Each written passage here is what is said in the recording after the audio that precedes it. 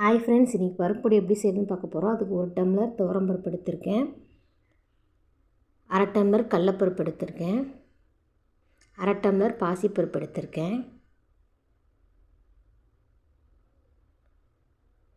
ஒரு 3 வரமிளகாய் எடுத்திருக்கேன், 5 பல் பூண்டு எடுத்திருக்கேன்,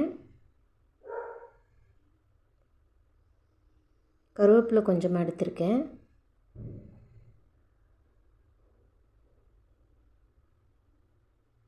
கட்டி பெருங்காயம் சின்ன சைஸ் எடுத்திருக்கேன்.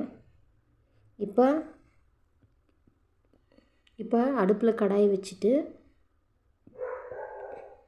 நம்ம வச்சுருக்க பருப்பெல்லாம் ஃபஸ்ட்டு போட்டு நல்லா பொன்னிறமாக வறுத்துக்கணும் ஃப்ரெண்ட்ஸ். ஃபஸ்ட்டு பருப்பு மட்டும் போட்டு பொன்னிறமாக வறுத்துக்கணும்.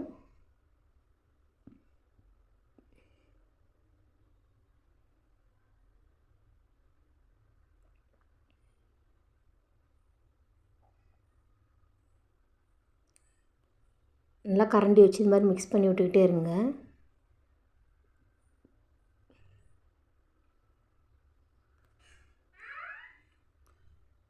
நல்லா பருப்பு இப்போ பொன்னிறமாக ஆயிடுச்சு ஃப்ரெண்ட்ஸ். ஒரு 2 நிமிஷம் கழித்து பார்த்திங்கன்னா இப்படி நல்லா பொன்னிறமாக ஆகும்.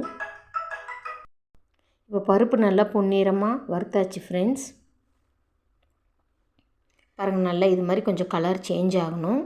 சேஞ்ச் ஆனதுக்கப்புறம் நம்ம எடுத்து வச்சுருக்க வரமிளகா, கருவேப்பிலை, பூண்டு, பெருங்காயம் இதெல்லாம் போட்டு நல்லா வறுத்துக்கணும்.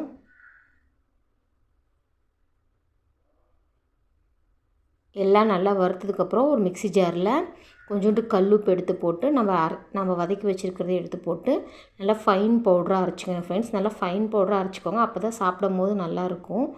இதை சாப்பாட்டில் இந்த பொடியை போட்டு கொஞ்சம் நல்லெண்ணெய் ஊற்றி சாப்பிட்டா டேஸ்ட்டாக இருக்கும். இந்த வீடியோ உங்களுக்கு பிடிச்சிருந்தால் மறக்காமல் சப்ஸ்கிரைப் பண்ணுங்கள்.